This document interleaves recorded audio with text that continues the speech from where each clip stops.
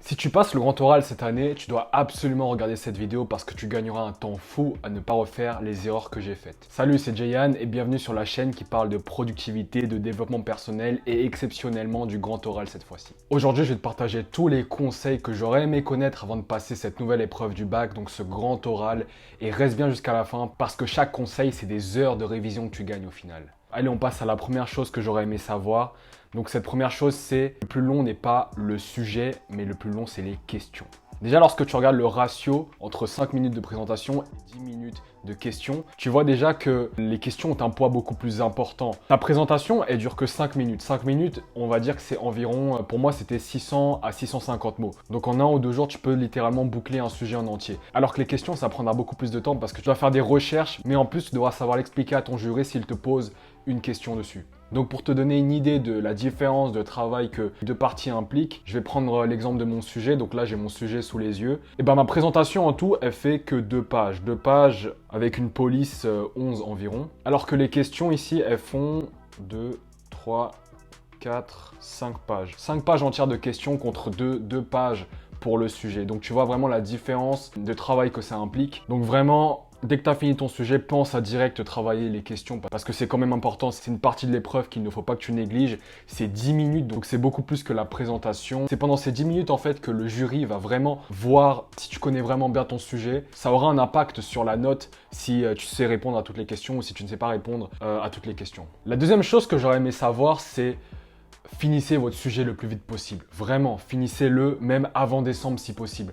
Parce que l'année de terminale, elle est très chargée. Elle est très chargée au niveau du baccalauréat, de toutes les lettres de motivation que vous devez faire pour les différentes écoles sur Parcoursup. Donc vraiment, finissez votre sujet le plus tôt possible et ensuite, validez-le le plus tôt possible par vos différents professeurs de spécialité. J'ai personnellement procrastiné un peu pendant cette année sur le grand oral et au final, je me suis retrouvé vers 1 ou 2 mois avant l'épreuve à refaire totalement un sujet parce qu'il était trop complexe et je ne l'avais pas assez fait valider par différents professeurs. Donc je vous recommande vraiment juste avant décembre d'avoir vos sujets qui sont validés, qui sont nickel et donc vous n'aurez plus qu'à apprendre et à faire la deuxième partie qui est, comme je l'ai dit, la plus longue, répondre aux questions, gagner une expertise dans le sujet et normalement vous serez prêt. Le troisième conseil que j'aurais aimé vraiment appliquer plus tôt, c'est de faire de la récitation progressive. C'est-à-dire que l'apprentissage du sujet, moi je le divise en 2 parties. On a d'abord la première partie dans laquelle tu l'apprends par cœur. Tu le récites dans ta tête, tu peux faire des schémas pour mieux apprendre, tu peux le réécrire plusieurs fois.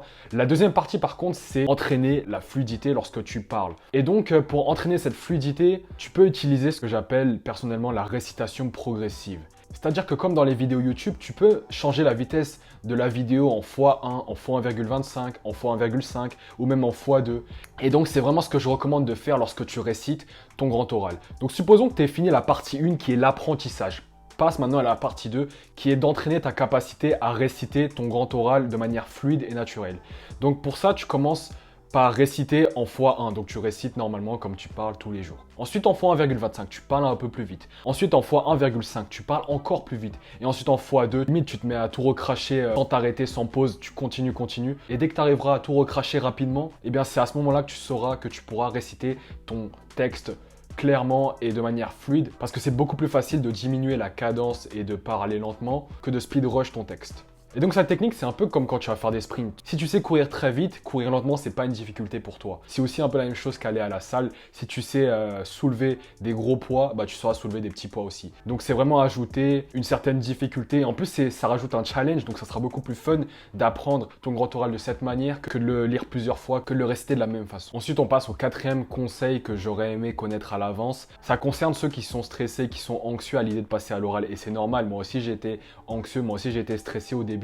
Mais grâce à cette technique, j'ai réussi à me calmer rapidement. Donc on va aborder 2 champs différents, le mental et le physique, pour t'assurer de ne pas être stressé ni anxieux avant de passer ton grand oral. Donc commençons par le mental. Tout d'abord, je vais te passer un petit hack qui va te permettre d'être moins stressé à l'idée de passer à l'oral. Avant de passer à l'oral, moi je m'étais dit que j'allais être confronté face à des jurys. Or, c'est pas l'approche qu'il faut avoir avant de passer un oral. Au contraire, c'est pas des jurys, c'est tes élèves. C'est-à-dire qu'ils veulent apprendre quelque chose de toi.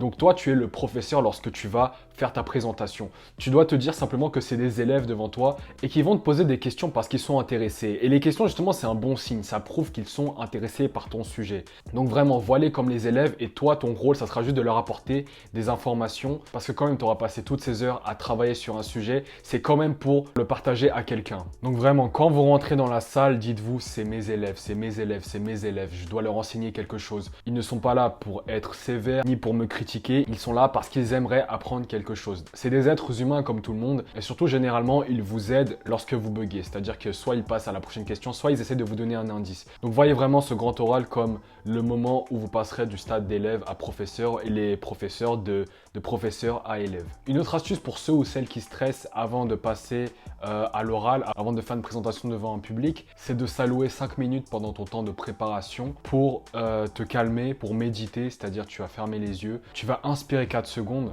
tu vas stopper pendant 4 secondes, tu vas expirer pendant 4 secondes, puis tu vas encore stopper 4 secondes. Et tu fais ça pendant 5 minutes et tu verras que ça va te calmer direct. Surtout si tu ressens ce poids juste avant de passer à l'oral. Personnellement, j'ai fait ça avant de passer au grand oral et franchement, ça m'a vraiment calmé.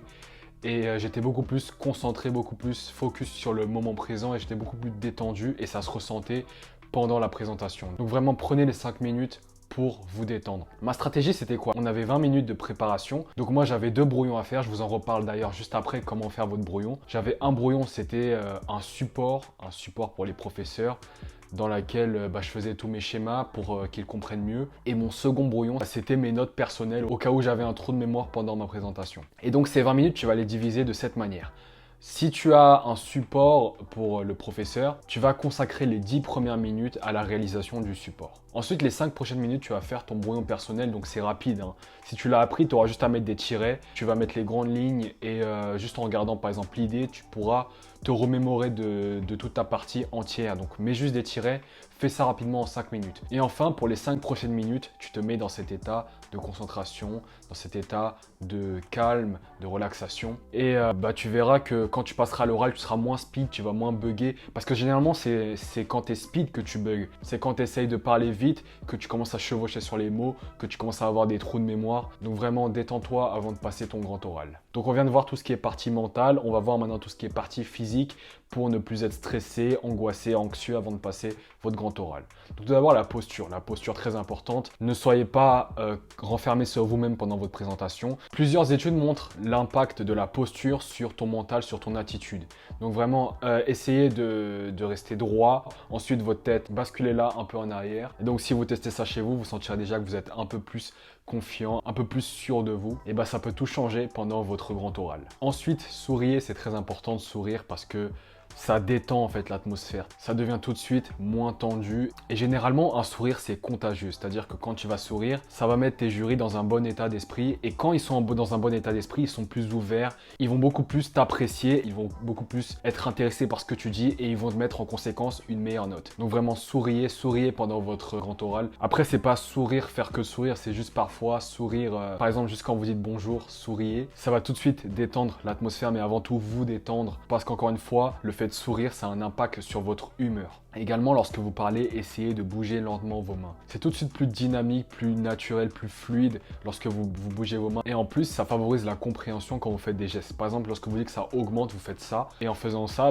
ça favorisera la compréhension du professeur. Donc évitez vraiment les mains dans les poches. Au pire des cas, laissez vos mains traîner. Mais personnellement, moi, j'aime pas ça parce qu'après, j'ai l'impression d'être figé. Donc vraiment, prenez de l'espace. N'ayez pas peur de faire des gestes lents, faire des gestes qui ont un rapport avec ce que vous dites. Et si vous n'êtes pas habitué à faire des gestes lorsque vous parlez, entraînez-vous vraiment devant un miroir et vous verrez qu'après plusieurs heures d'entraînement, ça sera un mécanisme automatique. Vous le ferez sans même y penser. Dernier conseil pour gagner en confiance pendant votre grand oral, habillez-vous bien, vraiment habillez-vous bien. Mettez une belle chemise bien repassée, coiffez-vous bien, mettez de la crème, faites attention à vos ongles. Vous allez voir que le fait d'être bien habillé, ça va vous donner ce boost de confiance en vous et vous serez beaucoup plus sûr de vous lorsque vous passerez devant les jurys. Conseil numéro 5 que j'aurais vraiment aimé entendre plus tôt, c'est une astuce pour trouver une problématique. J'ai trouvé que les meilleures problématiques sont généralement celles qui se projettent dans le futur. Par exemple, pourrions-nous produire de l'électricité sans polluer à l'avenir ou les intelligences artificielles remplaceront-elles les humains à l'avenir? En fait, ces types de problématiques, elles sont pas simplement descriptives. Tu n'auras pas à faire un catalogue d'informations et tu ne peux pas non plus facilement y répondre. Donc c'est vraiment, je trouve que c'est le cœur d'une problématique, c'est complexe et en même temps tu dois confronter plusieurs arguments afin d'y apporter une réponse. Et donc je te cache pas que personnellement mes deux problématiques, elles sont toutes tournées vers l'avenir. Et ce qui est bien avec ces problématiques, c'est que tes élèves ou les jurys n'auront pas la réponse à la question. Donc c'est toi qui vas en fait leur apporter une réponse et donc ils seront beaucoup plus intéressés. Ils veulent savoir si on pourra produire de l'électricité sans polluer, ils veulent savoir si les humains seront dominés ou non par les intelligences artificielles. Donc ça rend tout de suite ton exposé beaucoup plus intéressant et en même temps tu fais très bien l'exercice parce que tu feras un véritable travail de réflexion dans lequel tu confrontes plusieurs points de vue, plusieurs arguments afin d'aboutir à une réponse ou à une nuance ou à l'impossibilité de répondre à cette question. Sixième conseil, faites vraiment un support pour votre jury. Même si c'est facultatif, c'est très important. Parce que lorsque l'on écoute quelqu'un, c'est toujours mieux d'avoir un support au cas où on se perdrait. Donc un support qui donnerait les grandes lignes. Et en fait, l'avantage avec un support, c'est que ton jury ne va pas décrocher. Il aura donc des graphiques, des illustrations devant lui. Et tout ce qu'il attend, en fait, c'est de les comprendre. Et pour les comprendre, il devra t'écouter. Alors que si juste tu étais en train de réciter donc ton grand oral, tu peux facilement le perdre. Surtout s'il y a beaucoup de formules de mathématiques, de données, de statistiques, de chiffres. C'est pas obligatoire, mais encore une fois, c'est recommandé. Et en plus, si vous faites un support propre, ça donnera tout de suite une bonne image de vous. C'est-à-dire que lorsque vous donnerez votre support au jury et qu'ils voient un support qui est bien structuré, ils vont tout de suite avoir cette impression que vous êtes déjà un bon élève et donc que vous allez faire un travail sérieux, structuré, bien argumenté. Donc vraiment, exploitez les supports, faites-en un atout. Si dans votre exposé, il n'y a pas de graphique, de données, de calcul, faites quand même un support. Donc faites un support en mettant donc les grandes lignes, les grandes parties, par exemple grand 1, grand 2, et avec des tirets dans lesquels vous donnerez les idées en général. Mais faites un support, c'est très important. Je vais vous mettre à l'écran la structure de mes brouillons. Donc vous pouvez voir que je mets en encadré tout au-dessus le sujet avec la matière plus le chapitre concerné. Comme ça, les jurys savent à quoi s'attendre. Ensuite, ce que je fais, c'est que généralement, ma présentation est structurée en 3 parties. On a la thèse, l'antithèse et la conclusion. Et donc je divise ma feuille en plusieurs parties et chaque partie correspond à une partie de mon développement. Donc je mettrai par exemple grand 1, la thèse, ensuite je mettrai les idées et je n'hésiterai pas à faire par exemple des illustrations, à ajouter ici les graphiques. Ensuite je mettrai encore des tirets qui représentent les mots-clés, les idées, les grandes lignes. Ensuite, on passe à la deuxième partie avec l'antithèse. Ensuite, je mets encore des tirets avec, si besoin, encore des illustrations. Ensuite, je passe à la troisième partie qui est la conclusion. Généralement, ma conclusion, je mets 1 ou 2 tirets, ça suffit. Et j'oublie pas d'ajouter l'ouverture à la fin avec quelques détails en plus. Et donc voilà, en faisant ça, tu as un brouillon structuré qui est lisible. C'est pas non plus des mind maps qui vont dans tous les sens. C'est clair, c'est structuré, tout le monde pourrait le comprendre.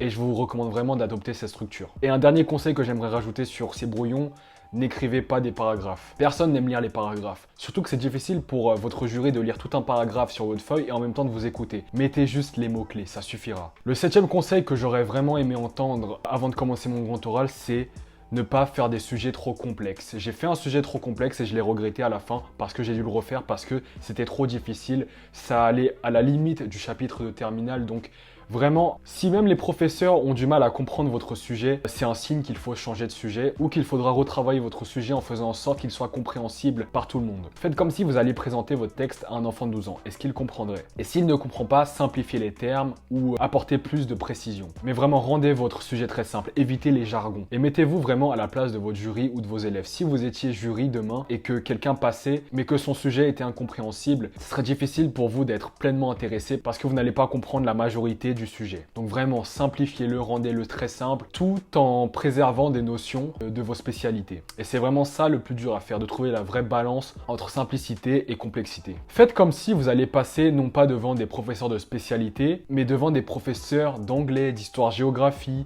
d'espagnol. Et là, vous saurez tout de suite quelle partie il faut changer, quelle partie il faut reformuler. Gardez vraiment les notions complexes, les notions de cours, au cas où le professeur de spécialité vous poserait des questions. Par exemple, moi, mon grand oral, j'ai essayé de le simplifier au maximum. Et lorsque j'avais fini ma présentation, j'avais d'un côté le professeur, je crois, de SVT, qui m'avait posé des questions très générales parce que c'était compréhensible. Et de l'autre côté, j'avais un professeur de mathématiques qui me posait des questions un peu plus poussées sur le cours de mathématiques. Donc, quel est le terme général d'une suite arithmétique, d'une suite géométrique? Et donc, lorsque tu parviens à trouver la balance entre simplicité et complexité, ton sujet sera compréhensible pour tout le monde et si le professeur de spécialité veut plus d'informations, il te posera les questions et donc c'est à ce moment-là seulement que tu feras ressortir toutes les notions complexes de ton cours. Conseil numéro 8 que j'aurais aimé connaître avant de passer le grand oral, c'est de récolter le maximum d'avis et de questions sur mon sujet. En fait, tout le monde est différent, tout le monde a des avis différents, tout le monde a des interrogations différentes. Plus tu montreras ton sujet à d'autres personnes en leur demandant leur avis, leurs questions, plus tu auras de feedback pour retravailler ton sujet ou pour répondre à d'éventuelles questions et mieux tu seras préparé le jour du grand oral. Parce que tu auras tellement été préparé à répondre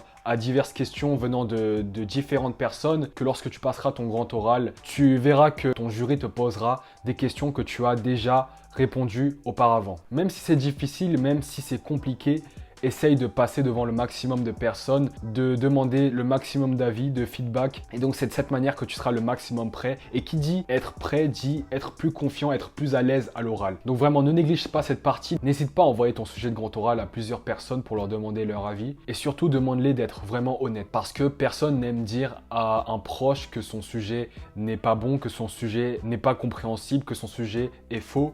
Donc vraiment, demande-les d'être vraiment sincères et accepte cette réalité pour progresser. 9e conseil que j'aurais tellement aimé connaître avant de passer le grand oral, c'est d'utiliser des sources fiables. C'est-à-dire que tu dois t'attendre lors de ton grand oral à ce qu'on te pose la question suivante. D'où proviennent tes sources? Et donc moi, mon erreur, c'était d'avoir pris des données qui me convenaient, qui m'intéressaient, mais dont les sources n'étaient pas fiables. Ça venait d'articles peu connus. Il n'y avait aucune source. On ne savait pas de quelle étude ça provenait. Et donc vraiment, pour chaque donnée que vous mettez dans votre grand oral, vérifiez que ces données viennent d'une source fiable. Si jamais on te demande d'où proviennent tes sources, tu dois être capable de dire qui est la personne qui a dit ça, qu'est-ce qu'il fait dans la vie, ou si c'est un organisme public, qu'est-ce que c'est, qu'est-ce qu'ils font, et aussi de quand date l'étude ou l'affirmation. Donc je vais te donner un exemple. Moi, dans un de mes sujets, j'ai dit que 20% de la nourriture était gaspillée chaque année. Si jamais on me demande mes sources, je dirais cela provient d'un rapport de l'ONU de 2019.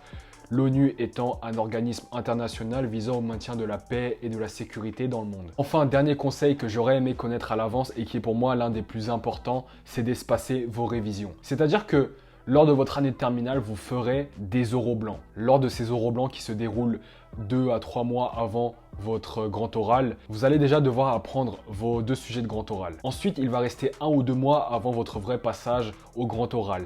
Donc pendant ces 1 ou 2 mois, sache que tu vas oublier une grande partie des informations si tu ne reviens pas sur ton sujet. Et ce phénomène, c'est tout simplement une démonstration de la courbe de l'oubli. La courbe de l'oubli qui s'affiche juste devant tes yeux, elle dit la chose suivante: plus le temps va passer, plus tu vas oublier les informations que tu as apprises. Donc par exemple, si tu as appris un poème, 2 jours après, tu vas peut-être t'en rappeler encore un peu, 4 jours après, un peu moins, 6 jours après, tu auras complètement oublié ton poème. Donc vraiment, essaie de revenir le plus possible sur ton grand oral pendant ces 1 ou 2 mois. Donc moi, ce que je faisais, c'est que lorsque je faisais une activité qui ne demandait pas beaucoup d'efforts, comme faire le ménage, faire la vaisselle, faire à manger, j'essayais de réciter mes 2 sujets dans ma tête. Et donc ça me prenait que 10 minutes par jour. Donc 2 sujets, ça fait 5 minutes, 5 minutes. Et tu as juste à faire ça régulièrement et à la fin, tu n'auras même pas besoin d'apprendre ton grand oral. Tes 2 sujets seront gravés dans ta mémoire, tu pourras les réciter facilement, de manière fluide, puisque tu auras déjà passé tout ce temps à revenir régulièrement dessus. Et ce que je conseille lorsque je te dis d'espacer tes révisions, c'est d'espacer vraiment de plus en plus. C'est-à-dire que tu vas réciter une première fois dans ta tête, donc le premier jour, ensuite le deuxième jour, ensuite 2 jours après, ensuite 3 jours après, ensuite 5 jours après, augmente l'écart de plus en plus. Et voilà, merci d'avoir regardé cette vidéo. Si jamais vous avez des questions sur le grand oral, mettez-les en commentaire ou envoyez-moi, si vous préférez que ce soit un peu plus privé, un DM sur Instagram. Je mettrai mon Instagram quelque part par ici. Et ne vous inquiétez pas, le grand oral, c'est pas aussi dur que ça a l'air. Si vous suivez tous ces conseils, il n'y a aucune raison pour que vous n'ayez pas plus de 16, 17 lors de votre grand oral. Et donc, comme d'habitude, likez cette vidéo si elle vous a plu. Abonnez-vous si vous sentez que cette chaîne pourra vous aider à être beaucoup plus productif, à vous développer et à être la meilleure version de vous-même. Et je vous souhaite bon courage pour votre grand oral.